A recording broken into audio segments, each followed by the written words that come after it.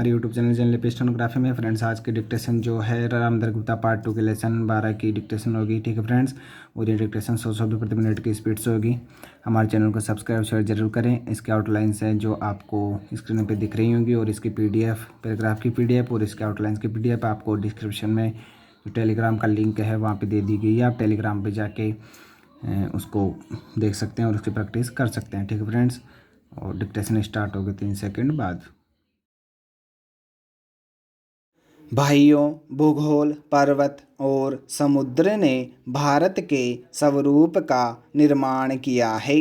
कोई मानव संस्था इसके आकार को नहीं बदल सकती और न ही उसके अंतिम लक्ष्य में बाधक बन सकती है।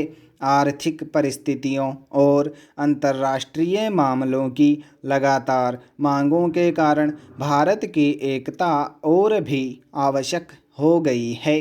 भारत के जिस चित्र को हमने अपने दिलों में संजोया है वह सदा हमारे दिलों और दिमागों में रहेगा। अखिल भारतीय कांग्रेस समिति गंभीरता से यह विश्वास करती है कि जब वर्तमान भावनाओं की उत्तेजना समाप्त हो जाएगी तो भारत की समस्याओं को उचित परिप्रेक्ष्य में देखा जाएगा और भारत में दो राष्ट्रों के अस्तित्व के झूठे सिद्धांत को समाप्त कर दिया जाएगा और सभी इसका त्याग कर देंगे।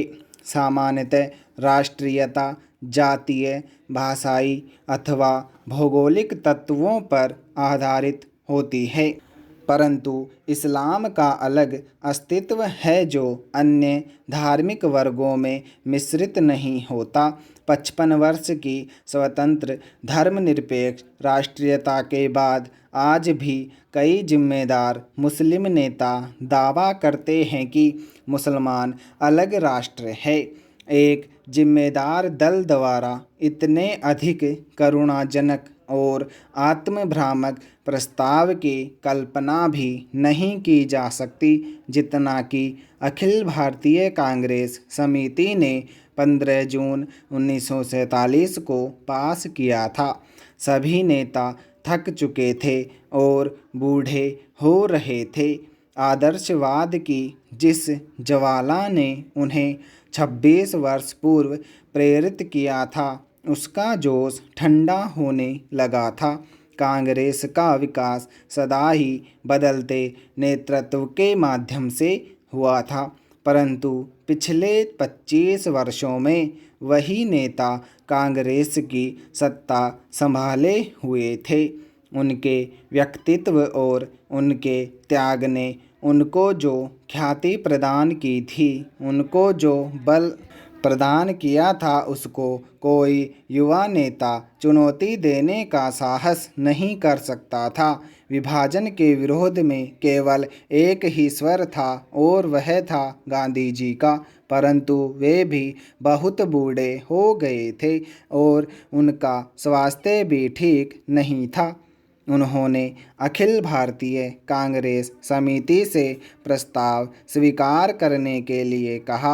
यदि वे नई कार्यकारिणी समिति और नई अंतरिम सरकार के लिए नए नेता नहीं चुन सकते, प्रस्ताव को पहले कार्य समिति ने पास किया। गांधी जी से विशेष रूप से प्रार्थना की गई थी कि वे उपस्थित हों और सभा को संबोधित भी करें। लेखक अखिल भारतीय कांग्रेस समिति की बैठक में उपस्थित था।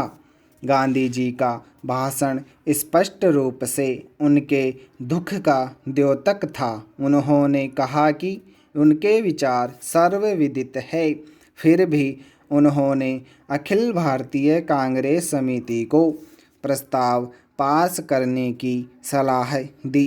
उन्होंने कहा कि अखिल भारतीय कांग्रेस समिति को इसे रद्द करने का अधिकार है, परंतु किसी ने इसका उत्तर नहीं दिया। उस समय ब्रिटेन भारत से चले जाने के लिए और अपनी साम्राज्यवादी धाक छोड़ने के लिए बहुत उत्सुक था। अब यह बोझ उनके लिए बहुत भारी हो गया था। एशिया के राजनीतिक पुनरुत्थान की उठती हुई लहर को नियंत्रित